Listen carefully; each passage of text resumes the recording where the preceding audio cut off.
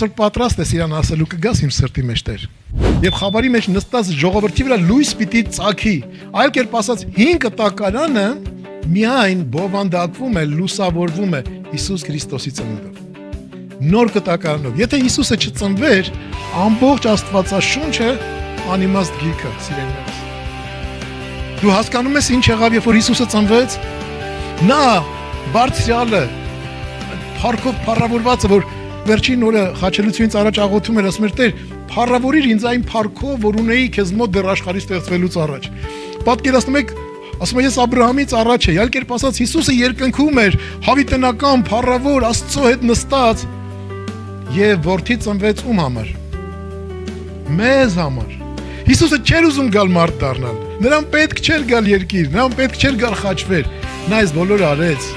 քեզ համար։ Ամեն։ Այսօր պատրաստ ես իրան ասելու կգաս իմ սրտի մեջ Տեր։